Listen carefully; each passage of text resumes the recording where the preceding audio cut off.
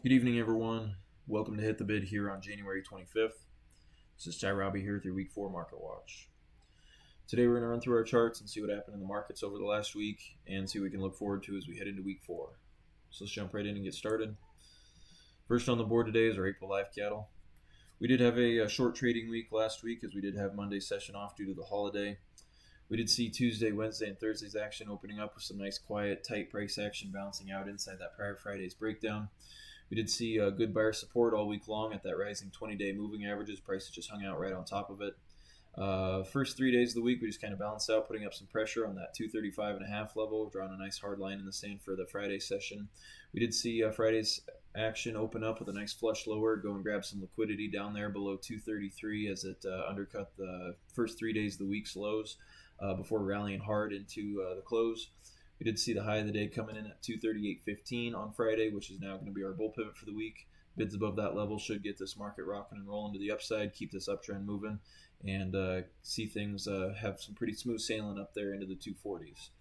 Bulls had a good response here on Friday, driving up there and finishing on a high note, finishing the week at 237. At the moment, we are seeing good support here at these major moving averages from the bulls. We had good action all week long, showing good buyer support, and got the momentum rolling late there on Friday. We should see that momentum from Friday's session carry over into the week ahead. Look for the bulls to take this market higher and get some bids rolling in above 238.15. Once we're able to do that, it should be pretty smooth sailing as this uptrend should keep on pushing up there into the 240s. Target one here for the bulls is going to be that overhead gap that was created back here in October from this big breakdown. That's going to be some spot. That's going to be a spot there where we're going to have some liquidity left over, and this market's going to be trying to sniff that out and head up into that area, and eventually try and push up into those new all-time highs. We're still a ways off from that, but we have good support here from last week and a nice uptrend shaping up here, and we should see this cattle market continue to rally here throughout the end of the month and into February here. So look for the upside to continue here for this live cattle market. Next up, our March feeders, seeing some good support last week as well.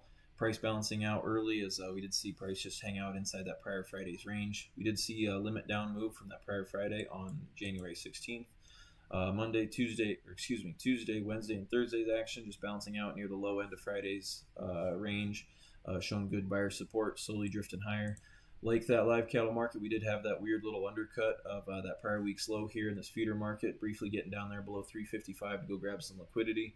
Good support. We didn't quite reach that 20-day moving average, but we continue to see buyers be aggressive down here in the mid 350s, and that's exactly what we saw there on Friday.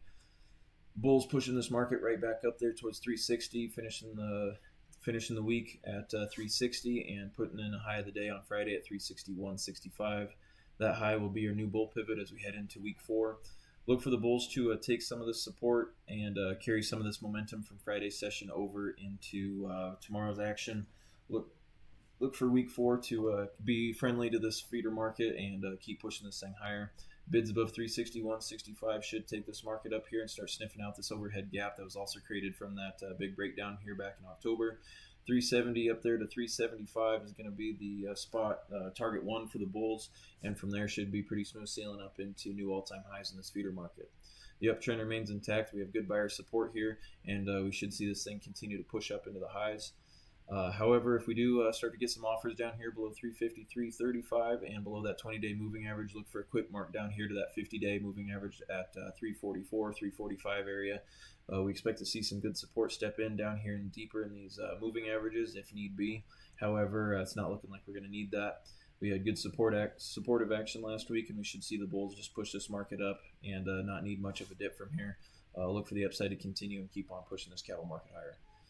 If we do start to trade down here below these bull pivot or bear pivots here on either the feeders or the fats, that's going to be a spot where you want to start getting defensive. If we do trade down here below 353 and 231 on the fats, but we're seeing good buyer support and we shouldn't have to worry about that. But if we do start to get back down there below those levels, that's going to be a spot where you want to get a little bit defensive. But like I said, this cattle market looks strong and healthy. We have got a good uptrend unfolding here, and we should see the upside continue as we head into week 4. Next up, we got our March corn futures.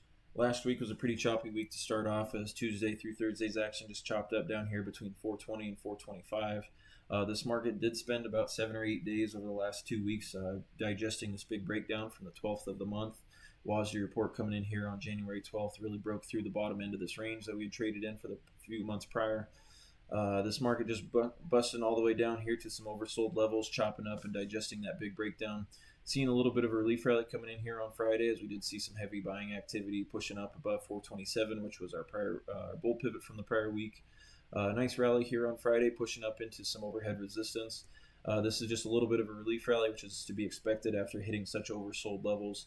We expect to see this market kind of find some resistance up here, whether it's at this 20-day moving average or all the way up here at the range lows from at 435. But we should expect to see some good resistance step in over the week ahead. Anywhere in this area between 435 and 431. Look for the bears to start getting aggressive at these declining moving averages. We'll have to wait and see how this market responds to the 20-day here to start.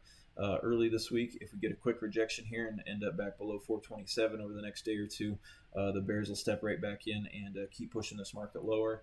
However, we should see this thing kind of chop up and balance out here between 430 and 435. We want to see it kind of balance out here, put in some tight range days before rolling over, but we do expect to see the bears come in and offer some good resistance and push this corn market lower. Up here, up to 435 and that 50-day moving average here, we're going to have some resistance up here as well. Those prior range lows, prior support acting as resistance is always a spot we're going to start looking for the sellers to get aggressive again. So anywhere in this area, we've got plenty of overhead resistance, and we should see the bears start to get aggressive at some point this week. We just want to see this thing kind of balance out and offer some good trading points to some good lines in the sand to trade around. And from there, we should see this corn market start to head south once again and back down there into the low fours and potentially new contract lows. Look for the downside to continue this week once this market is able to find a little bit of resistance in this 430 to 435 area. Next up, our crude oil market having a choppy week as well. Prices rallying here to start off the week. Retest of that 59 level, offering good support there on Thursday before rallying into the close of the week. Finishing last Friday above 61.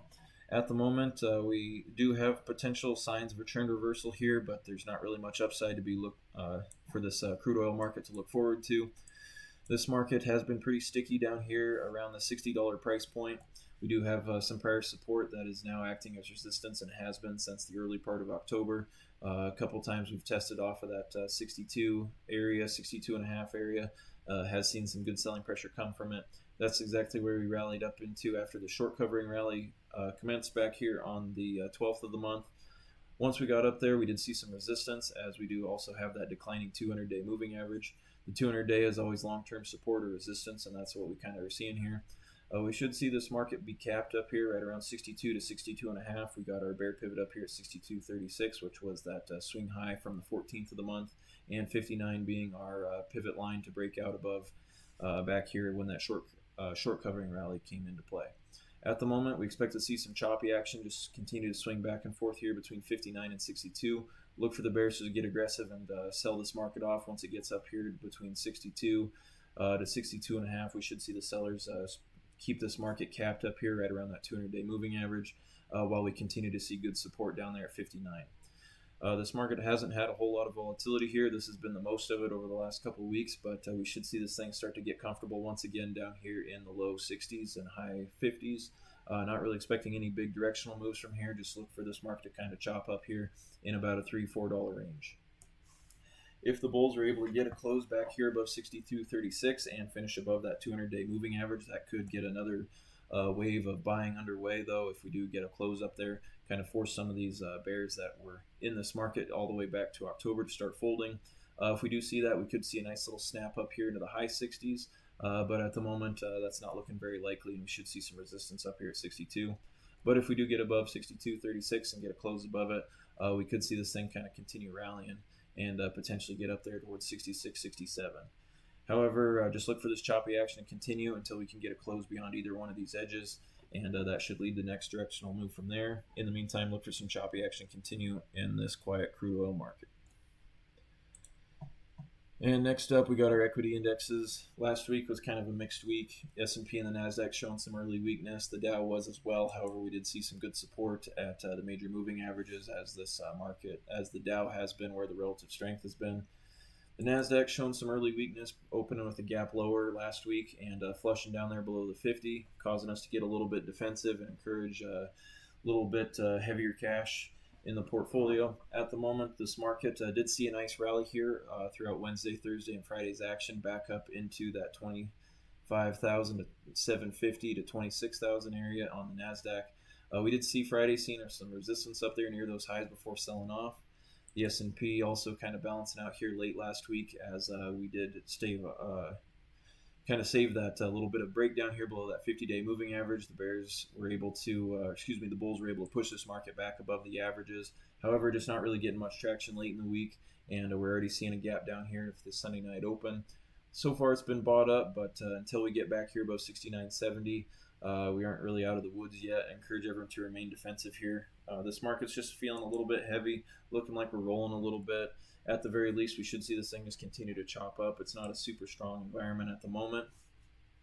We do have a big picture uptrend at our back, but a lot of the mega cap names that make up these indexes are just having pretty ugly charts and not really able to get some traction. So we could just see some choppy action over the next couple weeks here while this market kind of finds some good supportive points and we get some better bases built on those mega cap names.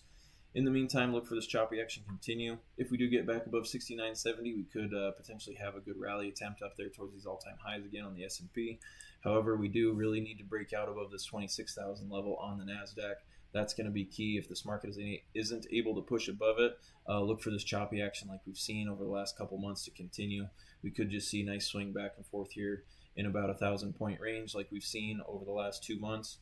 And we should expect to see that action continue. Not really expecting any major breakdowns, but if we do get a little bit of a corrective move, that'd be a welcome sight to this market after such a strong year in 2025.